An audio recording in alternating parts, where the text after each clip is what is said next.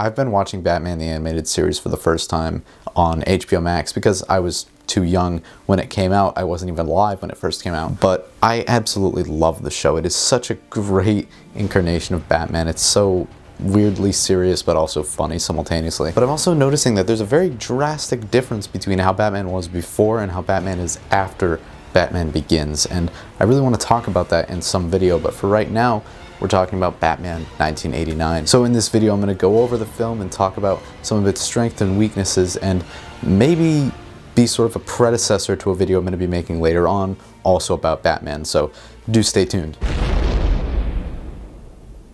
Zeg Films. Subscribe. Hello and welcome to the retrospective review. Today I'm going to be talking about Batman 1989. Now, I've been a Batman fan for a long time, and my first real introduction to the franchise was through Batman Beyond and the Dark Knight trilogy, both really great incarnations of Batman. And I didn't end up seeing this movie until much later on when I was, I think, 13 or 14. And when I did, I really loved it. This film came out at a very interesting time where superhero movies in general were not very popular, but especially DC superhero movies were actually more popular than Marvel, which had yet to make any. The first Marvel superhero film was Blade, which came out a few years after this one. In fact, in an interview done for a documentary of this film, Stan Lee actually remembered Bob Kane telling him when the film came out, where are all the Spider-Man movies? I really loved this film when I saw it, and I'm just really excited to talk about it. So without further ado, this is Batman 1989.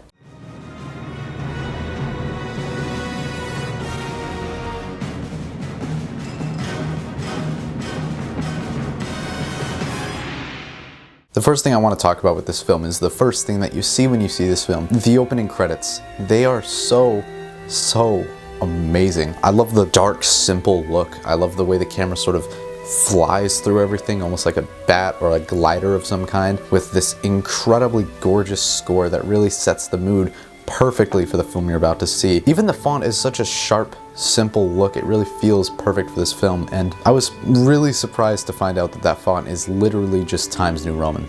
I seriously wish more films today had awesome opening credits like this one. Now, the actual plot of this film does the same thing that most Batman films and shows have done, except for the Dark Knight trilogy, where it starts off and Batman is already Batman, maybe even a couple of years into being Batman. He's already a force in the city, he's already something that all of the criminals know about, and as a result, his actual backstory isn't really dived into that well, which is a major problem for Bruce's character altogether in this film, but I'll talk about that a bit later. I just think it allows for a lot more depth into the character when you start off before he's Batman and watch him become Batman, or at some pivotal point in his Batman career. That said, it does start off really strong with some really sweet fight scenes and a really great and somewhat terrifying introduction to the character. Though there are some minor details that look really weird, like that very poorly done drawing of his shadow, it is a really great scene to introduce the Batman.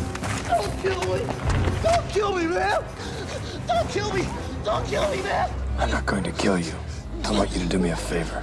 I want you to tell all your friends about me. What are you? I'm Batman.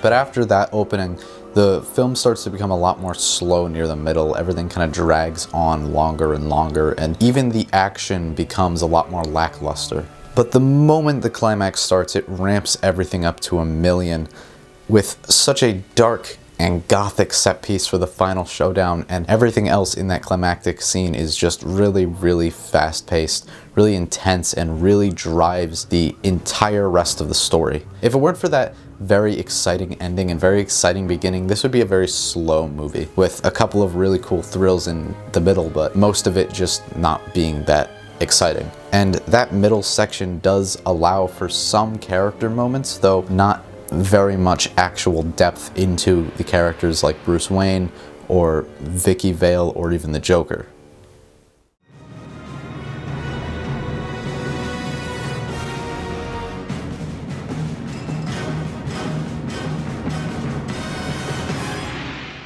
Now I've gone long enough in this video without pointing out the most massive flaw with Batman in this movie. He kills a lot of people. Like so very many people in this film. It's really, really, really ridiculous. High Top made like an hour-long video about it, but Batman simply does not kill. It doesn't happen. Even if he should, which he probably should, but he does not. Batman does not kill people. This movie does not even try to attempt that. I mean, he blows up an entire factory full of people. There is no argument to be held that Batman does not kill people in this film. Batman does not kill. I should not have to explain to anybody why Batman does not kill. Batman does not kill people. It should not be happening. It's like the core fundamental value of his character. You can change a character in an adaptation, and it's usually for the better because it makes it more interesting, it makes it new, it makes it more unique, and it allows you to tell a unique and new story. Batman killing people is not something you change. Batman does not kill people because it makes the story stronger that he doesn't kill people. It makes his character stronger because there's something about him that makes him much more strong than anybody else because he refuses to kill people regardless of what happens. And you can have Batman kill people. You can do it. But in order for that to work, it needs to be really horrible people, usually the Joker, who push him further and further and further for years and years of mental anguish and pushing, and eventually he snaps and just kills someone. It can work so well, but this film does not do it well. It just does it for the sake of doing it. There's absolutely no reason for Batman to kill people in this film. You could remove any scene in which Batman kills somebody and it literally changes nothing. Nothing about this film needed Batman to kill people except the Joker at the end. And even then he arguably didn't kill him. He was just sort of trying to keep him stuck and it pulled. But that's beside the point. The only scene in which Batman technically killed someone that should have been in this film is the Joker at the end of the film. Nothing else should have been there. Sorry for the rant, but that is such an important thing to me. Batman does not kill people. And he does look a bit silly as well in this film. I mean, that suit just looks a little bit silly. It looks really cool from certain angles, but at times it also looks really dumb. And why can't he turn his head? Well, why can't he turn his neck? Why did it take like 40 years of people making Batman films in order for someone to say, hey, maybe he should be able to do this. Maybe he should be able to look to his left and right. It'd sure make backing out of the driveway easier. He just looks really stiff in the film. Like, his costume makes it look like it would be hard to move around in, let alone fight in. And that really does show in some of the action scenes where you could really tell that Michael Keaton is struggling to move at all. He really needs to exaggerate everything he does for it to work well in the slightest. Now, all that said, Bruce Wayne is actually a really great character in this film.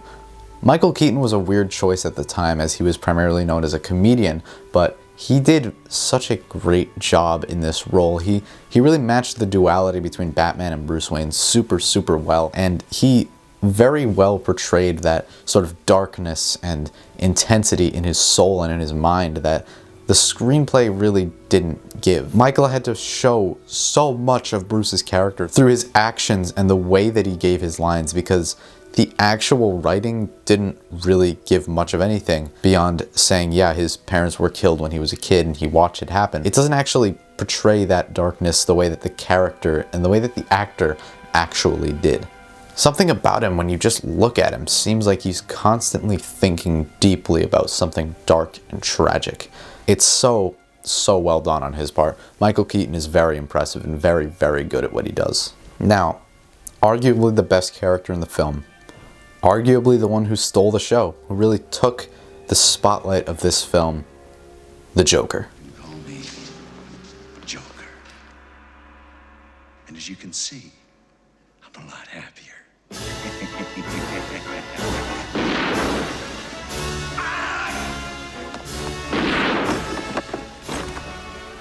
Joker has such a massive presence on this screen. Jack Nicholson does an incredible job at really chewing every single bit of scenery that his character has, because that's what the Joker does. The Joker takes all of the attention to himself. He becomes the most interesting part of any room he's in. Just look at him.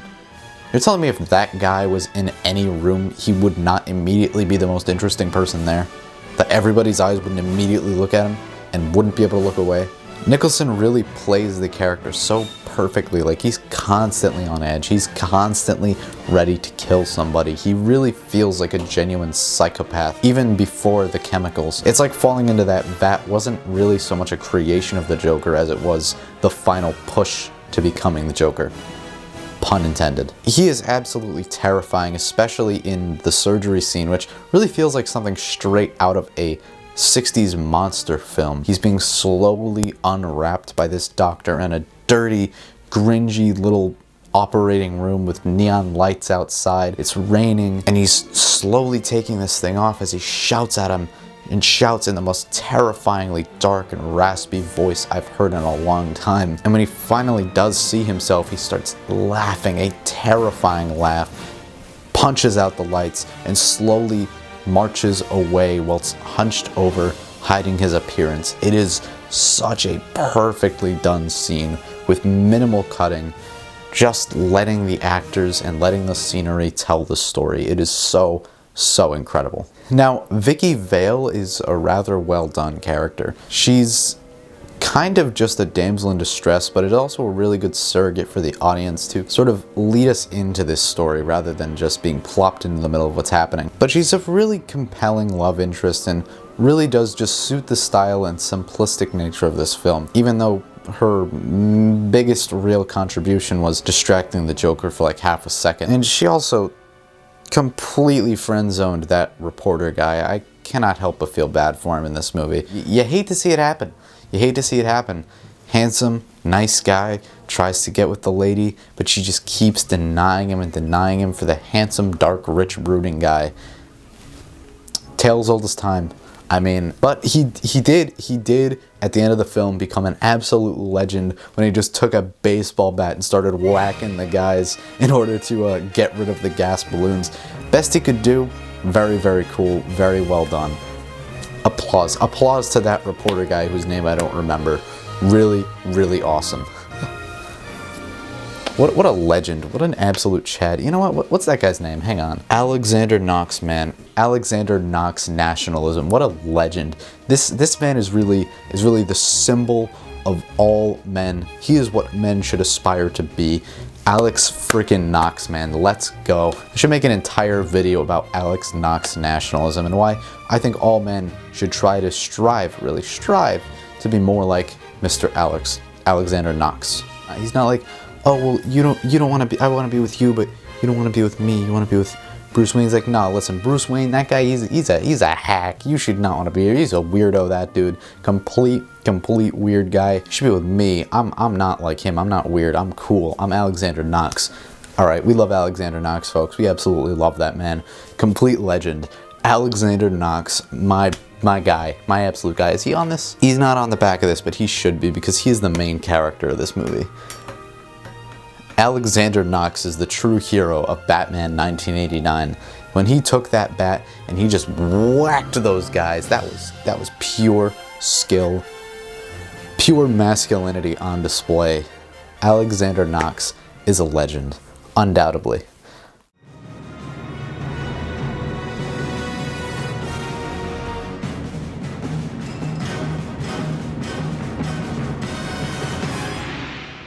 This is such a Tim Burton film.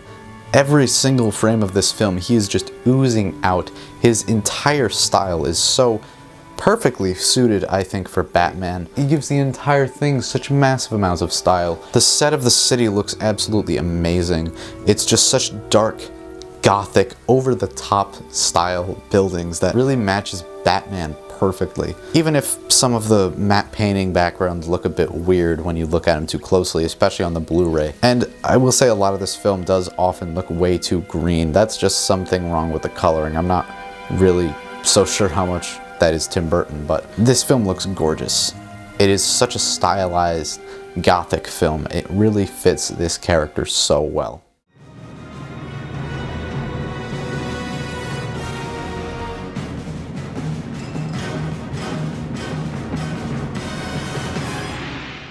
This film's soundtrack is so amazing. Every song fits the style and the uniqueness of this film so well. So much of the music is actually so great that it has become permanently famous with this franchise. The Batman theme from this film is the Batman theme. The Joker theme from this film is the Joker theme. Other ones exist, other ones are classics, other ones are iconic, but this one is the quintessential Batman soundtrack. When you think of the Batman theme, you're thinking dun da da dun dun dun da da dun dun da da dun dun da da dun dun da da da da dun da da.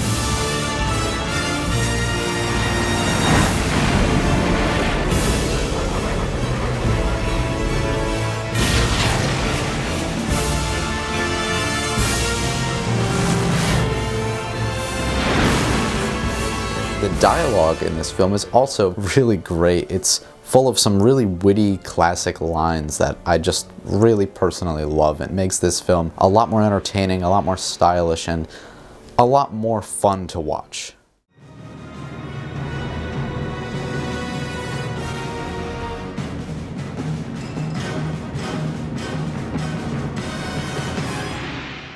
Batman is such an important character to me. His legacy, his themes, his style, everything about Batman for the longest time in my life has motivated me as a child to now. It's motivated me to become stronger, to become more disciplined, to become more willed, and to be a better, stronger, and more disciplined man.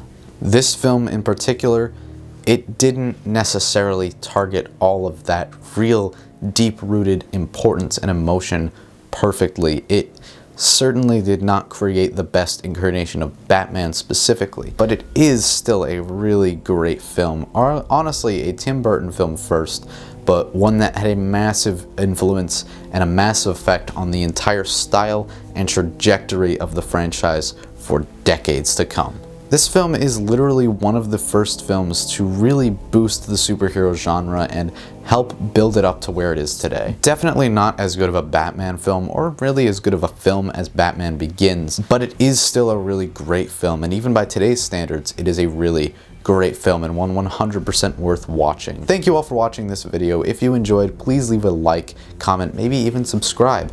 Thank you all again for watching. Have a nice day, and don't forget to be like Alexander Knox, the absolute greatest man to ever exist.